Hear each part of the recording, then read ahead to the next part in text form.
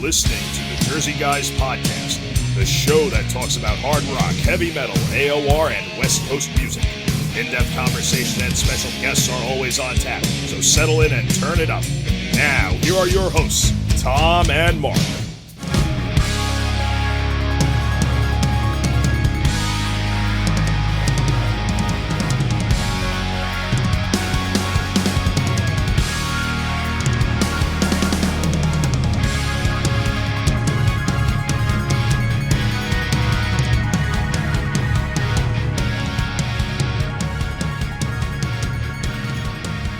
Hey everybody, this is Mark Bowler from the Jersey Guys Podcast. I'm here with my co-host Tom Coyne, as always, and today we've got a brand new episode. This one is going to be with Rob Rock from, Impellitteri. He's got solo albums, Joshua, Angelica, Axel Rudi Pell.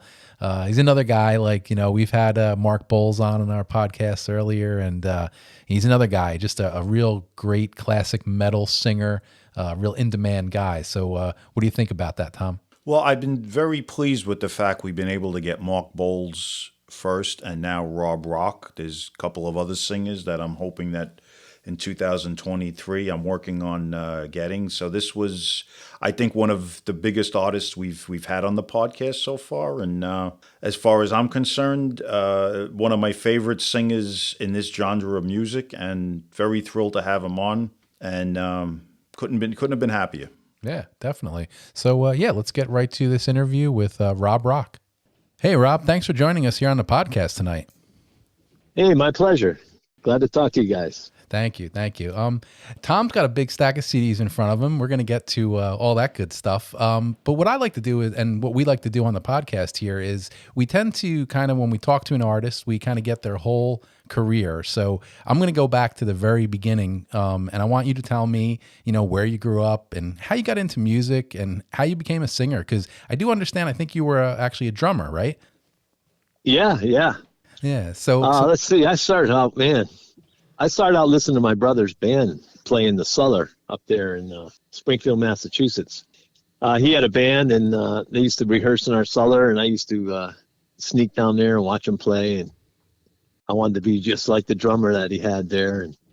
And I think I was like 14, 15. I'm like, I want to be in your band, I want to be in your band, if I get a chance.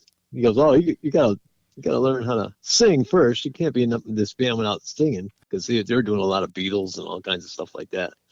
So I started, not only was I drumming away, I was trying to learn how to sing on my own too, singing with the records and drumming with the records. And I actually did get a chance to join his band. It was I think my first band actually was my brother's band for probably like a year and a half or so. And I wanted to play, more modern stuff, a little heavier stuff. And eventually, because they were doing a lot of weddings and stuff, so they were doing all the classic stuff back then. And I wanted to play more, pop and hard rock and what I was hearing on the radio. So I ended up starting my own band, and as a drummer, I actually I joined a band that turned out to be a precursor to Vice, which is a band that was in for many years on the New England club circuit. Oh yeah, kind of forgot about them. Yeah, and I basically, once Vice got started, well, actually it was Tangram before that. Once Tangram got started, we were basically a full-time band playing 6-7 nights a week in the New England club circuit in like 5 or 6 states up there.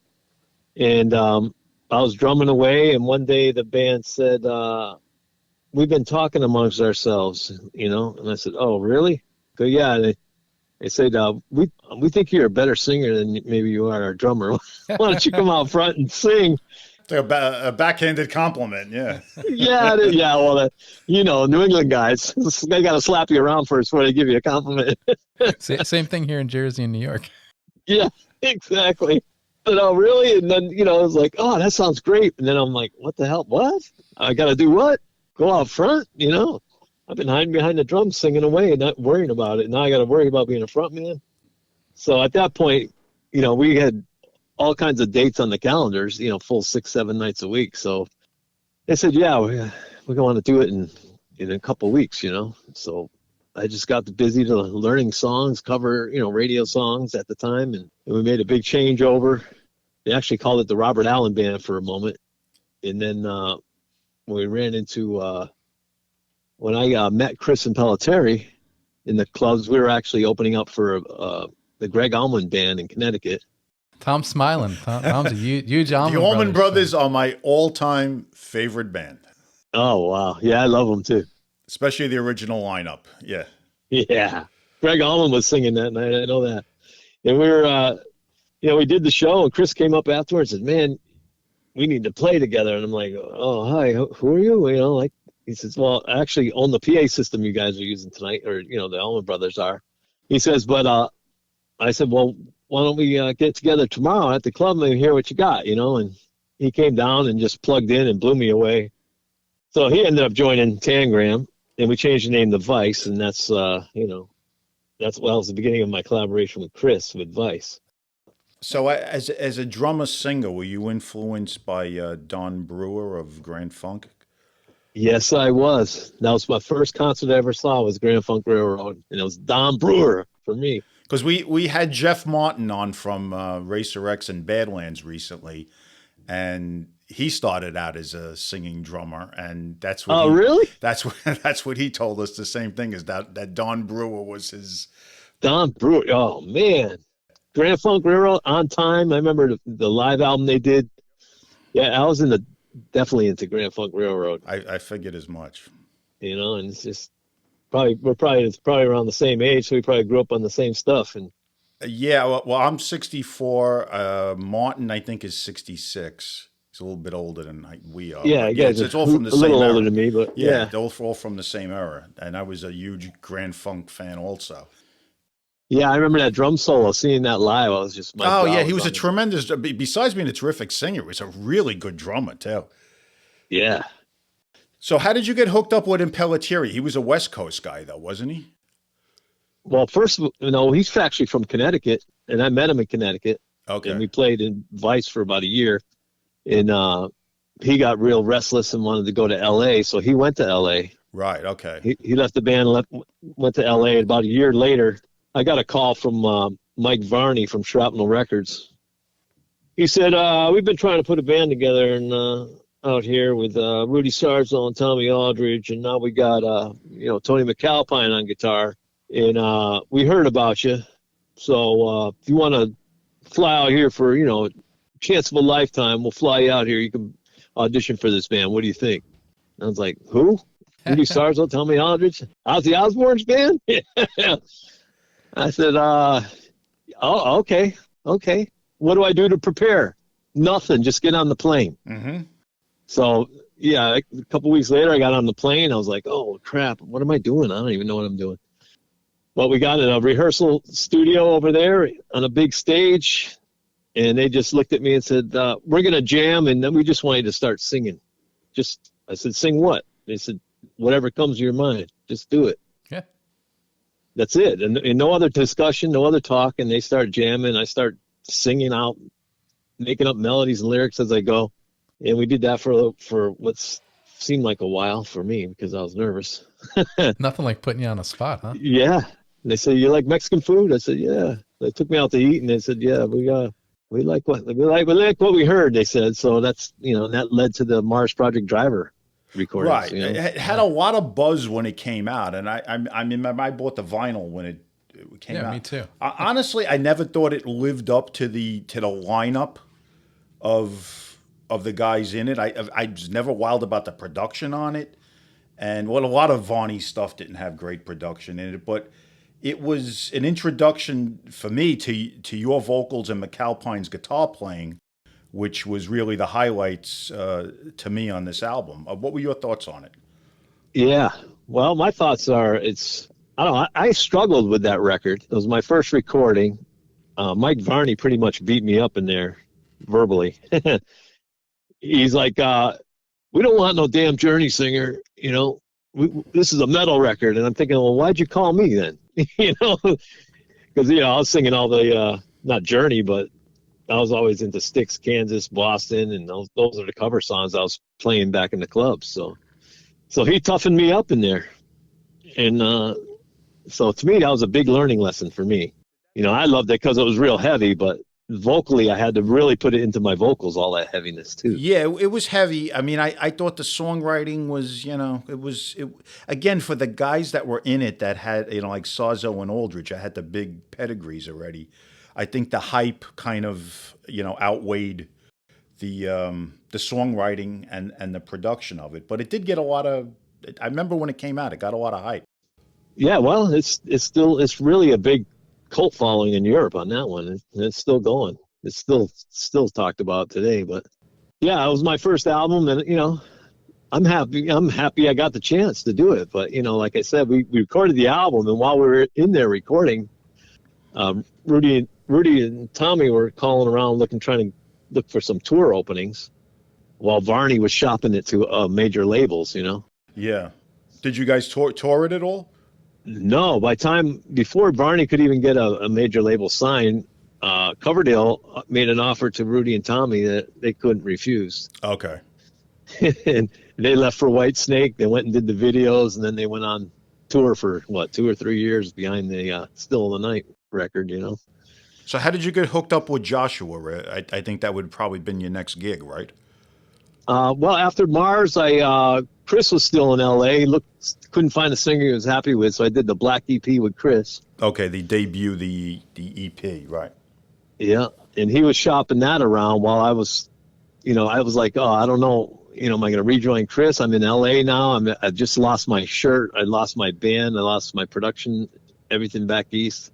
What am I going to do now that M.A.R.S disbanded? And I saw an ad in a local, I forgot the name of that newspaper, but there was a famous newspaper in LA for musicians and stuff, a weekly paper. Rock City News, maybe? Yeah, it wasn't Rock City. It was another. It was kind of like a penny saver, kind of like one of them magazines. But Joshua had put an ad for a singer in there. Okay. And I was like, I was pretty distraught over losing, my whole my big dream just falling apart. That I said, I should go back to my Christian roots. I said, I should do a Christian band because obviously I just got kicked in the teeth by chasing my rock and roll dreams here. Number one in my life, and this is what I get, nothing. So I was pretty pissed off. Was that Joshua ad something where it said, looking for a Christian It said, musician? yeah, looking for a Christian singer for RCA Worldwide Deal, something like that. And I said, oh, really? And and send us your professional bio and photo and demo recordings or whatever. And I said, you know what? I said, Lord, you want me to have this gig? Then it'll happen. Otherwise, I don't know what I'm doing. So on a napkin, I wrote my name and phone number, and I took a cassette tape that I had from the studio of the M.A.R.S Project driver songs, rolled the tape up in the napkin, put it in an envelope, and mailed it to him. I said, I ain't got no picture. I ain't taking a picture. I had an attitude, man. It was like, I was like, what do you call it? A little jaded, I think, at the moment. Yeah, and you already developed an edge to you, I guess. Yeah. So he invited me to come down and audition, and then I ended up joining his band for a couple of years. We actually rehearsed that album, Intense Defense, for 2 years before we ever got over to Germany to record the album. Yeah, he spoke about it extensively, about all of that and the money pumped into it from the record label. And because I had asked him about how he got Tim Gert, the drummer that was from Streets. And oh, yeah. Who's a terrific drummer. Have you seen the videos of the in-studio footage that are on YouTube from that album? From the rehearsals? Yeah. Yeah, I've seen some of it, yeah. Yeah, there's a lot of it on there. It's pretty. It was a very impressive band. Aside from the fact that material was great. Yeah, no, the songs are incredible. And the band was top to bottom really good. It's really a shame that band did not click in terms of, the whole 9 yards, because it was right up there with the stuff, all the top stuff of that era. Yeah, it's a shame how it fell apart, but. I mean, he spoke about it a lot. I mean, we went through it with him, and I mean, he felt the same way. Like how good it was, and high end it was, and it should have done more. But if you could speak a little bit about the Angelica project, because that's another band. We had Jerome Mazza from Angelica on the podcast, and he actually came in the band after you. So you were on the first album. If you could tell us about that a little bit.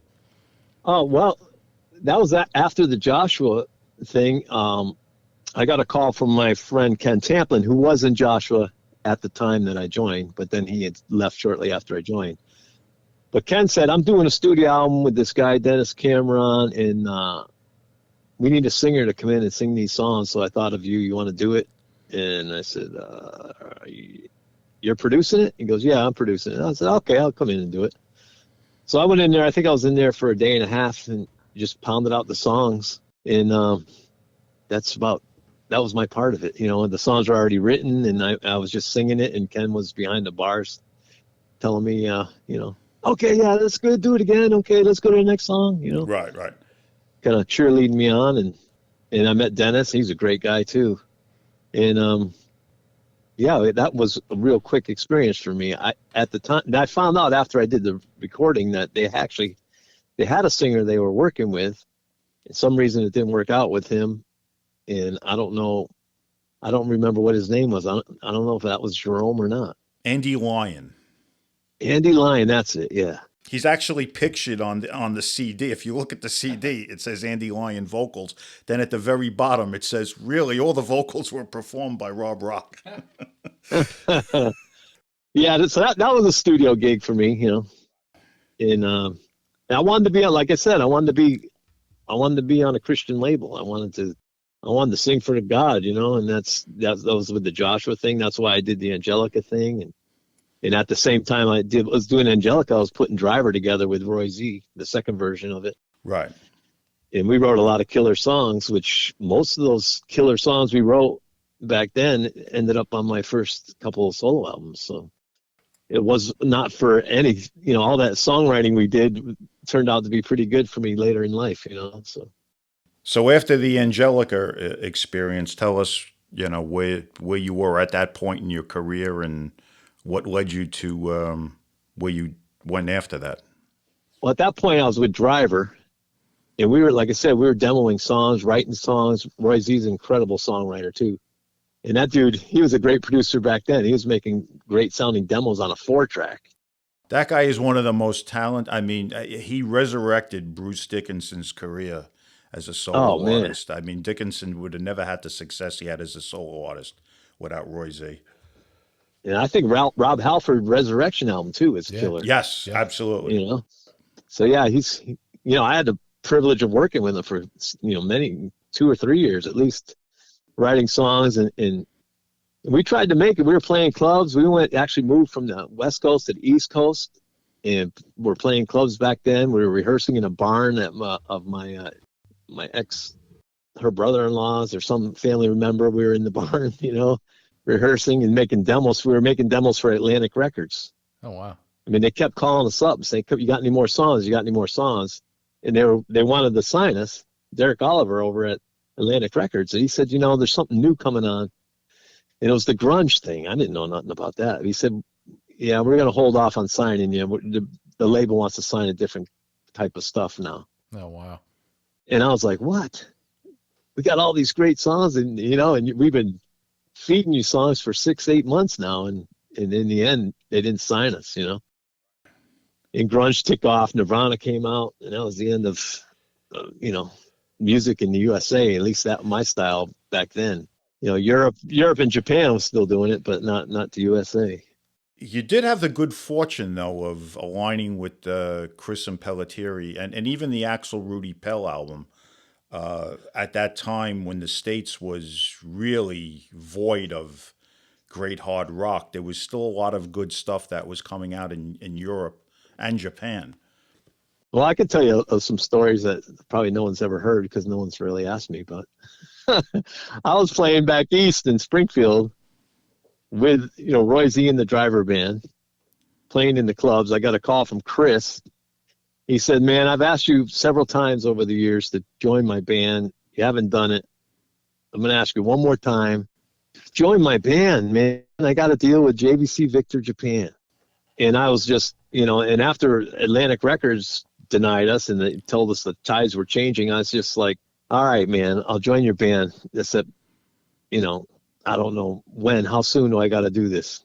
It's right away, it's always right away. But anyway, I decided to leave driver, but I was on the East Coast. I said, man, I got no way to move back to the West Coast. Well, at the same time, I got the manager, was to be manager if he got driver signed, but he never did. I know this guy, Axel Rudi Pell, that's looking for a studio singer. He just wants, he wants someone to come in and record the album that he's working on. He'll pay you pretty good.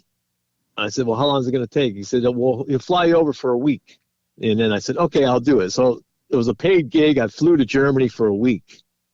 And I would get up every morning, listen to a song that he wanted to do that day, write the song lyrically. He had some melodies going on, and not all the time, but I would take what he had and develop it. And then I'd go in about 7 or 8 o'clock at night and sing it. I'd sing it 3 or 4 times. And that was it. I never heard a playback. Okay, great, Rob. We'll see you tomorrow. I have another song for you tomorrow. Same thing. We did it every day. And then I left Germany. I went from Germany to L.A.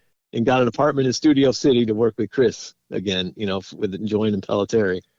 And then Axel Rudi Pell came out, and I got to say that era, that time, that was like a live record for me, because there was no rehearsing. There was no listening back and fixing stuff. They just did edits from the 4 performances of each song, and my voice was in killer shape too, and I really like that album a lot. I like that album a lot. I first of all, I'm a huge fan of his, from the first album he did with Charlie Yoon, Right to You, and then he did, I don't know, 1 million albums with Soto and 2 million albums with Johnny Gioli. But I've always liked him and still do like him a lot. But that second album that you were on, it was kind of, I don't think he was even a touring project at that time, right? It was basically studio out. Yeah. Yeah, studio, yeah. He didn't really start like the touring and becoming like an entity until Soto came in the band after you. Yeah, and Soto, I think, did the tour, because I remember yes, he did. I talked to Jeff once, and he said, yeah, when I did that Axel Rudi Pell tour, everyone's asking me if I'm Rob Rock. And I was like, hi, Rob Rock. Oh, it's funny. But he's always, Pell has always had a thing where he has his buddy on keyboards and his buddy on bass, guys that he was with a band called Steeler back into the early 80s. And those guys were from that band, but he always wanted American drummers and American singers. And he had Tarani on drums forever. Now he's got Bobby Rondinelli, and he cut through Yoon. Then he went to you. Then he went to Soto. Then he went to Gioli. All American singers, and that's his mantra. But he's become a big entity. Pell. He's had a tremendous career for 3 decades. Yeah, it's great. I did. I think it was a 30-year anniversary at the Bang Your Head Festival with him, where he had a bunch of. Yes, I have the DVD. Did a bunch of performances. Yeah, he even had Bonnet there, didn't he? Yeah. Yeah. That was a lot of fun. Yeah, he's got quite a career. So now you're moving in the direction of Chris, I guess, as a commitment. Now I'm in LA with Chris, saying, okay, let's do this thing, and that's when we wrote and recorded Grin and Bear It. Which was an album we were talking about before we went on the air. Again, like Mark was asking me about my opinions of it. And as I said, I didn't think you guys really had the Impellitteri sound yet on that album. It was kind of more melodic hard rock meets, a little bit of shredder stuff. But I didn't think like the whole blueprint of the rock Impellitteri sound was cemented yet. Am I off on that, or? No, I think you're right. I think the Impellitteri rock sound was the Black EP. That was me and Chris just wailing in the studio, with no thought of anything but doing whatever we want to do. Now we're on JVC trying to deliver a modern record because we want to be signed in America, not realizing, not seeing the crystal ball that grunge was going to take over like it did. But we were trying to be modern and trying to be, radio, trying to write songs to get big. And I think we just lost sight on that album of what we do naturally. We were trying to be a formulated thing. Formula, exactly. That's what it kind of reminded me write songs that the people want to hear, right? Instead of write songs like we write. A little more cliche hair band type of sound it had. Yeah. But, you know, I tell you, when you're young kids like that, at that young, you know, and you don't know what to chase, man. Because I grew up thinking when I was in the clubs, learning the songs, learning how to sing, how to drum, if I hone the talent that God gave me at the best of my ability and work on it 24 hours a day, I'm going to make it, period. I had no idea that has to do with the right time, the right place, the right chance, the right payola, the right who you know. You know what I mean? I didn't know all that then. And an obstacle block called like music that really didn't center on great musicianship and great singing anymore. Yeah, exactly. When music went to all about the show, you know. So yeah, things were changing up on me. You know, if I knew then what I know now, you know, it would have went a whole different route. Probably, who knows? I mean, had Grin and Bear It come out probably 2 years earlier, I think it would have had probably a different kind of life to it. Yeah, it would have had MTV videos. So. Yeah, it would have. Yeah. No, that musically, and I said that to Tom earlier. I was actually listening to it on my ride down to here tonight to record this episode, and I really enjoyed it. You know. Yeah, it's good. I kind of, you know, I like it. But I do agree that it's not what we were doing naturally. When we got back to doing that, when we did, you know, Victim of the System and Answer to the Master album, we just said, those are the albums I wanted to touch on because, in my opinion, as a longtime fan, Victim of the System, Answer to the Master, Screaming Symphony, that to me is the real meat and potatoes of when you guys were like on fire. I agree, man. That was home. That was home for us. That was just like, you know, we're gonna do what we do. JVC said, do what we do. You know, after Grin and Bear It, JVC said, we were expecting something a little different, maybe more like your Black EP.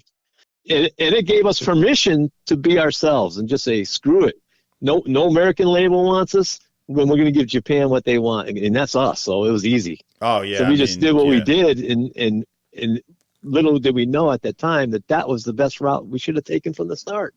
Well, you know, for all the 80s different types of music, the one thing that kind of lasted through the 90s was the classic shredder with the great singer. Like Malmsteen teamed up with the guy from Obsession, Mike Viscera, and he had a great run with Viscera through the same period of time that you did with Impellitteri, and had great success in Germany and especially Japan. And that seemed to be the one type of music that still had resonated all throughout Europe and the Far East, was the shredder with the great, you know, high-end singer.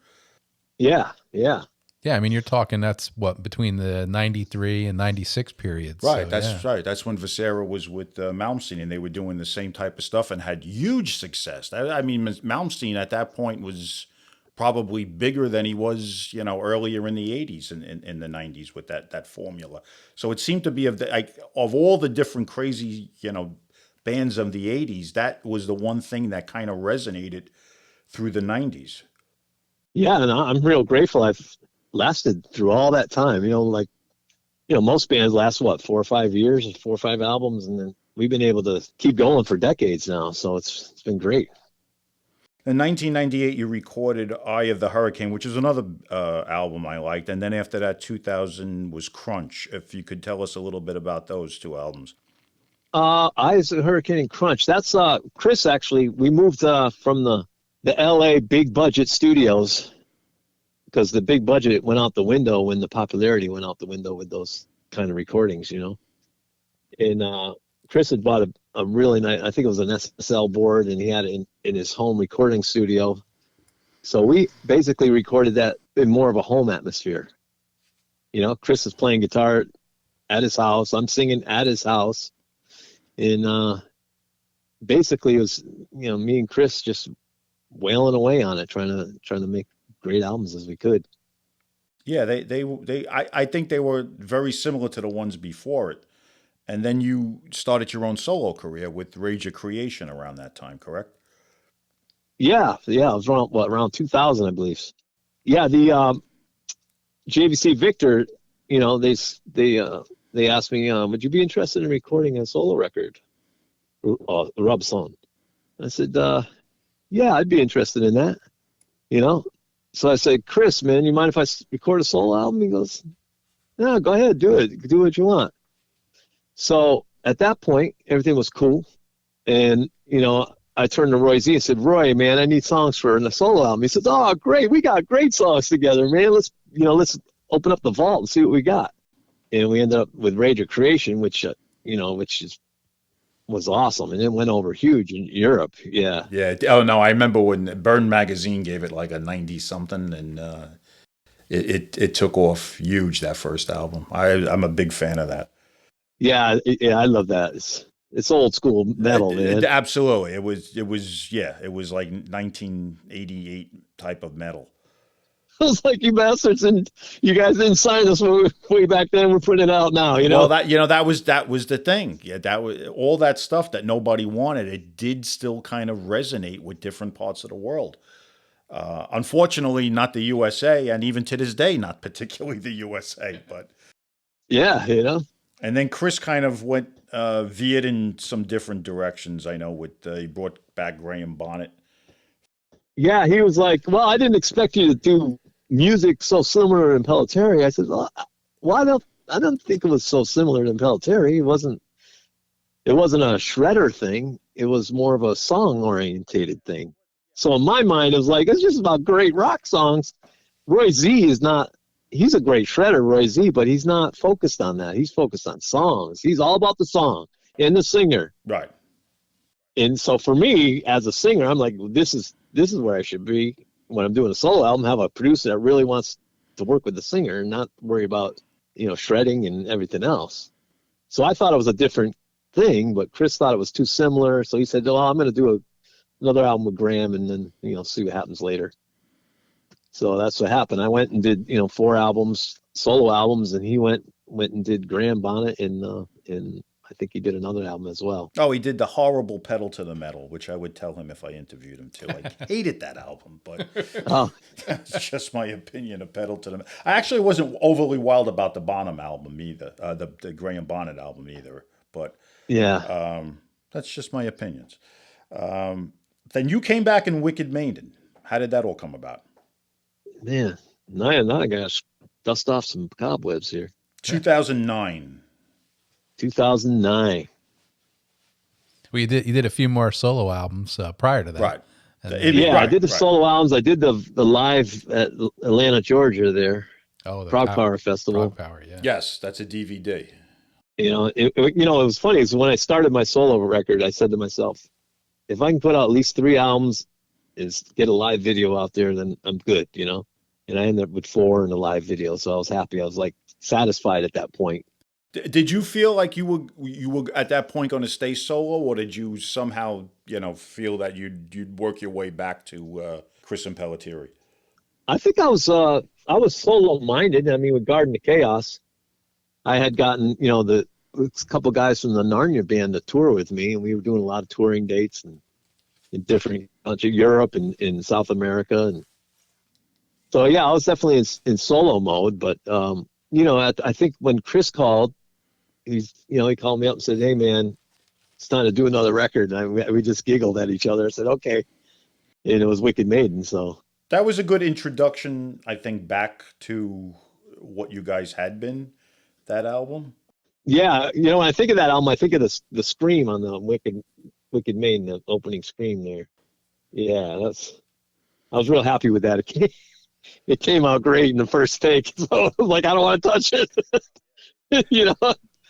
Well, it had to be kind of like riding a bicycle at that point, right? I mean, you'd done a bunch of albums with Impellitteri, and then, you take that solo, venture, and then here, 8-9 years later, you come back, and it's almost like, hey, this is what we do, and this is what we sound like, and we're going to pick right up with it. Yeah, it's like putting on an old pair of shoes. Hey, man, these feel pretty good. Right. They're already worn in. You know what you're doing, I know myself personally, I was very happy to see that you guys had got back together at that time. I did like the record, although the follow-up, which was about 5 years in between, Venom, that's my all-time personal favorite Impellitteri album. Wow. Cool. Yeah. We did a lot of detuning on that album. Yes, It's heavy. Yeah. it's so the songs are just Empire of Lies, We Own the Night. I think those are two of the strongest songs that you did probably from the beginning of your partnership. If you could talk about that album, because it is for me a huge favorite of your back catalog. Yeah. That was a great album. We were just, again, we were focused on the songs and on the writing, and we spent the time it took to do a lot of the vocals. You know, I was doing vocals here in Florida, and we were going back and forth with the recordings, and it's kind of produced in a little different way. But with Chris came a long way as a producer too during that time, and I think it showed on the album. You know. Yeah, well, that album had really good production, as did the follow-up, Nature of the Beast. Both of those albums had really big, fat, like real deal production on them, I thought. Yeah, that was good. I mean, the guy that mixes it is up in Canada, but most of the production was done with Chris. So I give Chris credit for that, you know. Now, at this period of time with Impellitteri, what was the touring schedule like? Were you doing just strictly like exclusive dates in Japan? Yeah, I think pretty much it was Japan. It was Japan. We did some LA shows as a warm up to Japan. Then we actually went to Korea and headlined a big festival there. And I didn't realize it, but JVC Japan was releasing our catalog in Korea, South Korea, all this time. And they were like, "You got a big following over there. You guys should play over there." We're like, yeah, whatever. One day a promoter called us up and said, "We want you to play this festival and headline it." And we're like, "Headline it? We never even played there." He goes, "Yeah, headline it. It's a Bassoon Festival."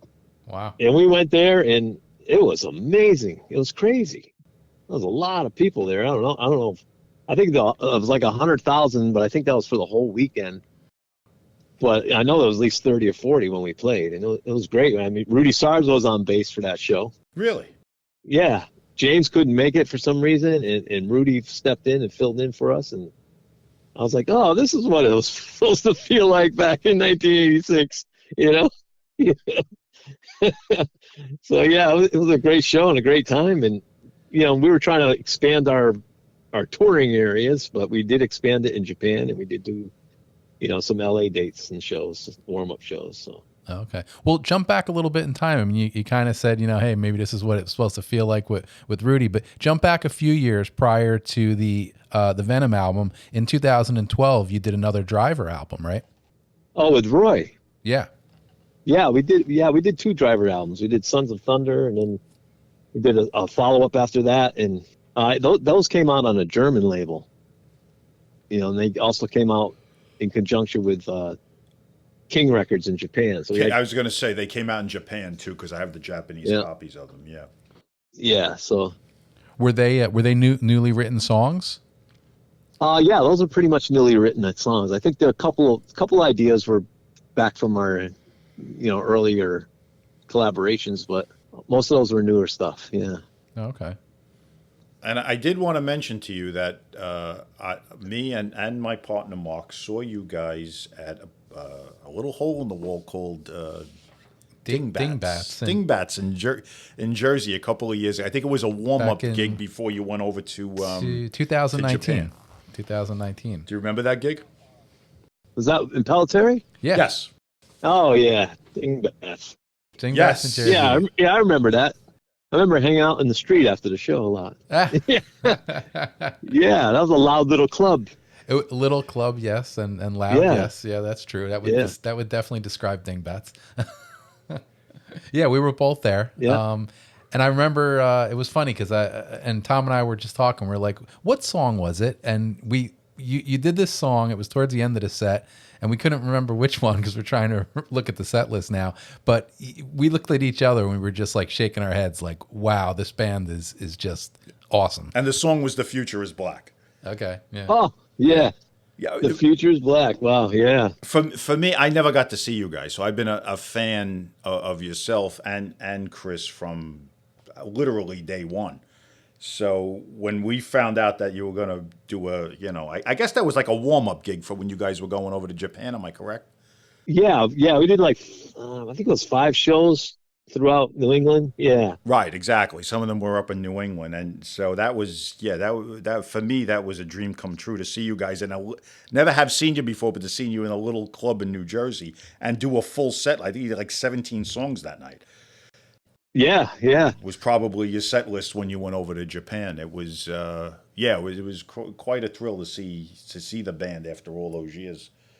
Oh, that's great, man. You know, you play them clubs, you're like, okay, it's not Japan, but these people came to get rock, so let's give it. No, I mean you guys played like you were in front of 50,000 people, which was like I said, it was the set list was phenomenal too. I mean, right down to "Symptom of the Universe" as an encore. Oh yeah. It's like it was like I died and went to heaven. Oh man. So I wanted to talk a little bit about Nature of the Beast, which was the last Impellitteri album. I know that Chris had just come out with the three disc compilation. 3-disc compilation, which is obviously the newest thing. But the last studio album was The Nature of the Beast, which was another one that I to me the band is like going back to like that early 90s period with the last 2 releases, where the material is very strong and everything seems to be, firing on a high note. If you could tell us a little bit about your thoughts on Nature of the Beast and the recording of that. Yeah, Nature of Beast. Yeah, I really like that song. I mean, that whole album. The actually. whole album is great. Yeah, I don't know. Chris has been. He's got a system down now. I think when he's writing his songs, he demos them all up. He works them all out, and then when he's finally done, he sends them over to me. It says, "Okay, do something for this. Let me know what you come up with." So I'm at home demoing vocals and lyrics over it. And then I send it back to him, and 50% of the time is, wow, that's great. Let's do that. Keep working on that. The other 50% of the time is, well, what if you tried singing it this way? And what if, I kind of had this melody in mind when I was writing the music. This melody popped in my head. Why don't you incorporate that melody here for the chorus? The rest of it's fine.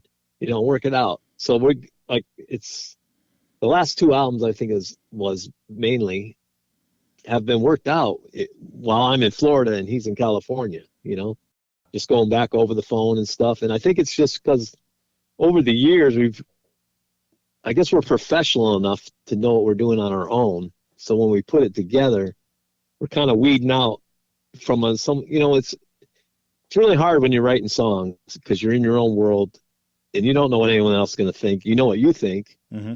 You think it's good, but it might not be that good or as good as it can be until your partner hears it and says, "Oh man, try that." And then you're like, "Oh man, why didn't I think of that?" Right. And so bouncing off each other that way is, I think, the last couple of albums, I think, is what's really been able to keep us going in that, like you said, that raw, natural direction where we're both doing whatever we do naturally.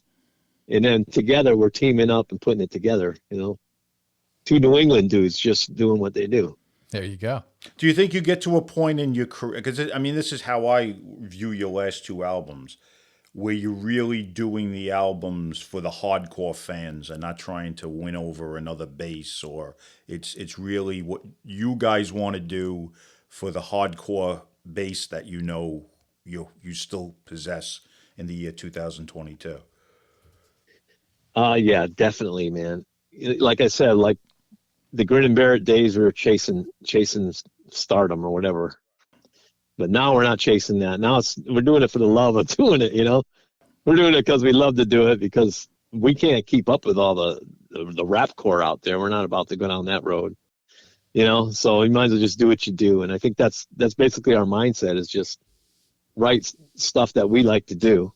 We like to expand and venture off in different areas, like Phantom of the Opera, that song on Nature of the Beast. Now, when I first heard that, it was a demo from Chris, and he's noodling and burning up that fretboard all over it. And I said, "Oh, come on, man. That ain't the song." And then, and then I'm thinking, I'm listening to it more and more. I'm like, yeah, but that's Impellitteri. And I'm thinking, wait a minute, I like this, man. So I called up and he said, I'm singing in a way. He goes, yeah, yeah. What are you an opera singer? Nah, I don't think so. Because why don't you try singing to, like, imagine what Dio sing over that, Right, right. And so what happened was during the verses, if you notice, we just kind of threw the book out the window and I just started ad-libbing with their lyrics over the music. And when I did that, I was playing games with Chris, but he loved it. He said, "Oh no, that's it, man. Go for it." So I just honed that down, and it turned out great, and I loved it. And I loved it because we actually did something that came from us, even though we're doing a opera cover song, which I thought was weird. But like I said, when the way he was shredding over it, it was Impellitteri. So it turned out to be, to me, great. One of the strongest songs on the record for me. Yes, it is. I agree. So will there be a new forthcoming album in 2023 from you guys?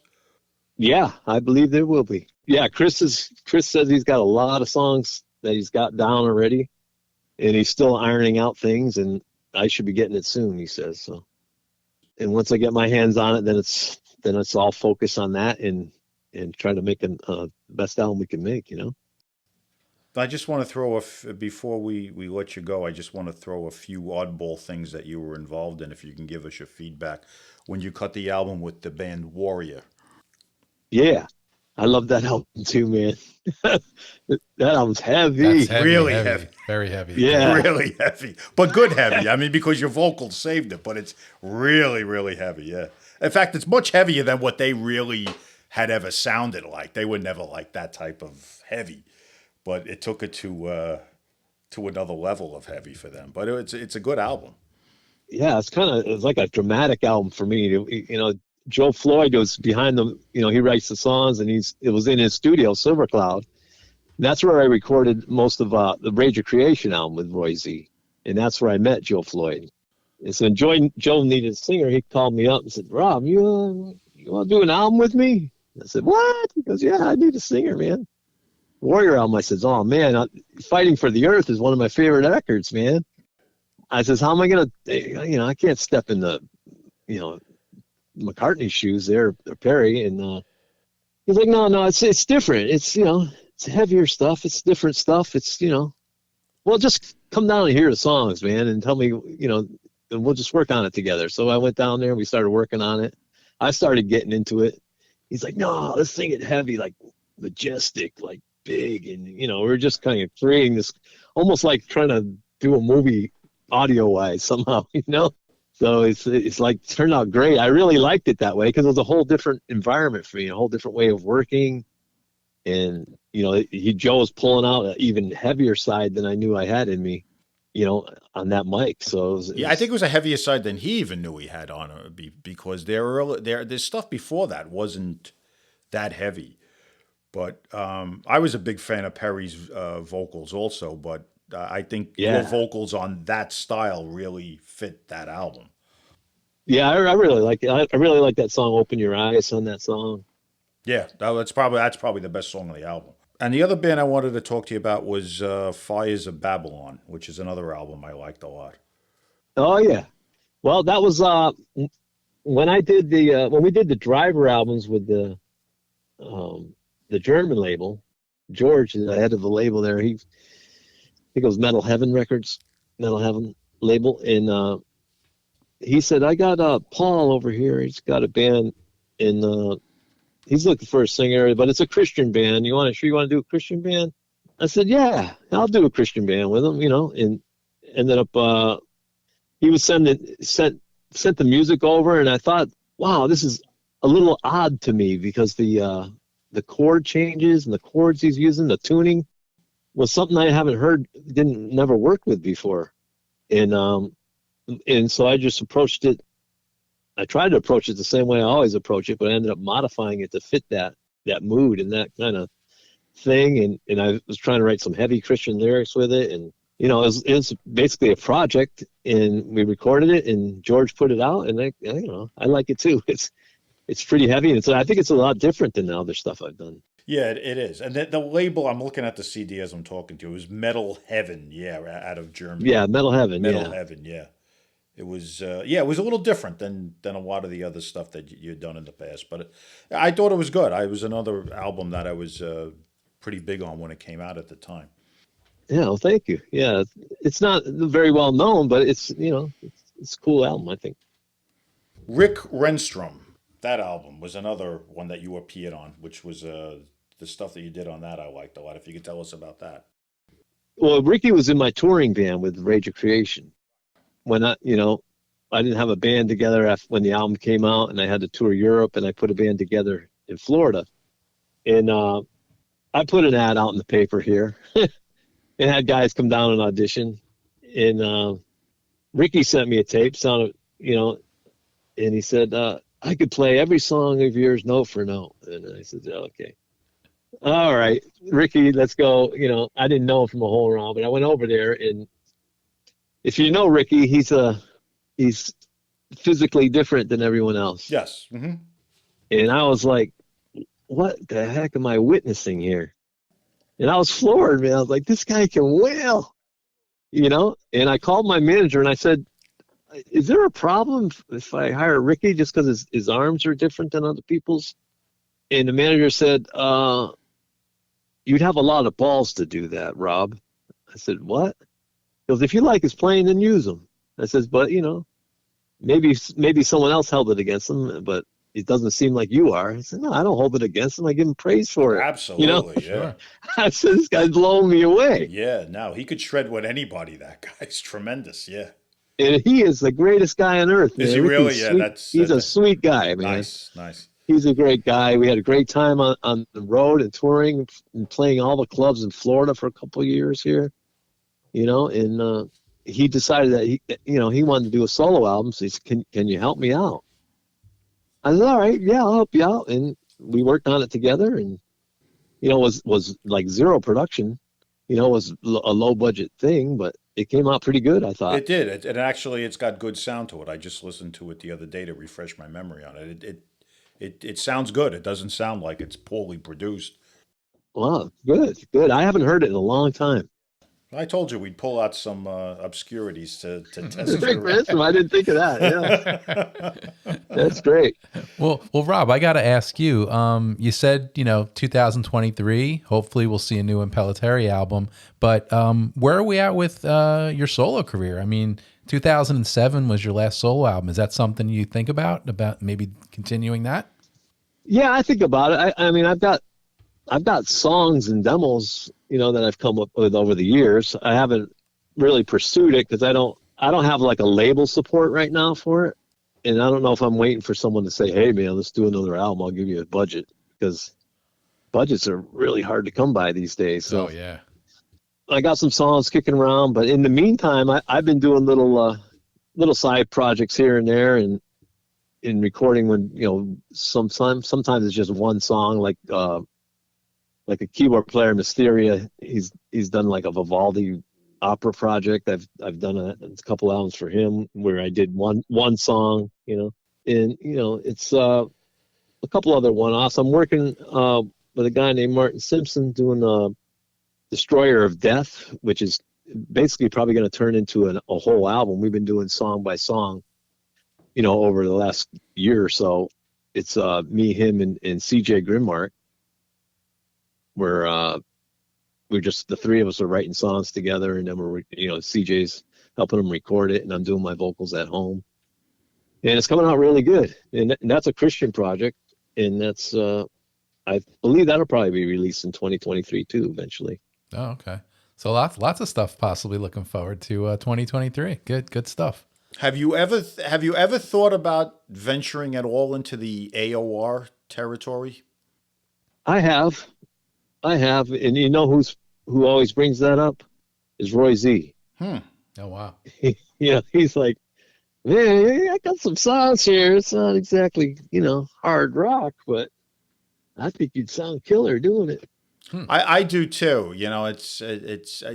We were talking with Jeff Martin a few months ago when we had him on the podcast, and of course we were talking about Ray Gillen, who's the singer in Badlands. And you guys, to me, like, you don't have the same tone to your voice, but a lot of similarities in style.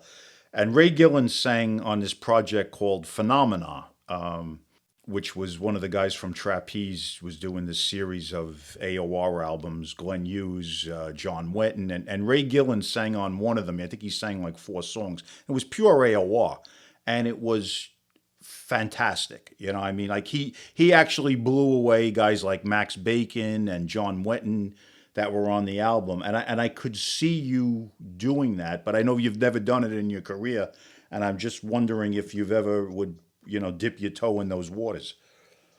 Yeah, maybe I will. You know, I didn't know about Phenomena. I didn't know about that. Yeah. The name of the album is Dream Hunter, if you want to check it out. Ray Gillen sings, I think he sings 4 songs on it. John Wetton's on it, Max Bacon, Glenn Hughes, and it's all AOR, like real AOR, wow. Keyboardy AOR. The guy from Vow Wow, the Japanese guitar player, is a guitar player on it. And Ray Gillen, he's just tremendous on it. It's pure keyboard AOR. Wow, I could see you doing that, but I know you never have, so I don't know if you had an aversion to it or it's something you would possibly. No, that's kind of where I came out of with the Vice, Tangram Vice. Right. That's what we were doing back then. So it'd be like going home to that. I don't know. Right. I mean, just similar age to me, where we all came from that era of those, whether it was Lou Graham or Brad Delp or Steve Welch. Oh, yeah. All those guys were just phenomenal singers. Yeah. With very strong songs, and all that stuff was AOR based. That's where AOR came from, all of those bands. So, all right, Roy Z suggested and I suggested it, so there you go. There you go. What more do you want? Yeah, what more do you want? Yeah. It's enough of a songs. It's all about songs. That's one thing I learned in Joshua. It's all about the songs. It is. No, it really is. It really is at the end of the day. Yeah, it is. It's between him and Roy Z have, come a long way in songwriting, and of course, Chris Impellitteri writes some great songs too. So yeah, no, we certainly. I've been lucky to work with some great players. You definitely have, and they've been lucky to have you. Rob, hey, we appreciate this talk tonight. I know Tom's happy because he got to whittle away at his pile of CDs that he had out. That's great. But we appreciate the talk for sure. Well, I appreciate it too. I thank you guys for the chat. It's great. It's great to talk through it. Yeah, so we'll look forward to 2023 and some new albums from you, and hope you have a great holiday season, and take care. Yeah, all right. Well, Merry Christmas to you guys as well. Yeah, thanks, Rob, very much. Here. Take care. All righty. All right, 2023, baby. I will be waiting. Take care. All right. Bye. Take care. Okay. Bye-bye.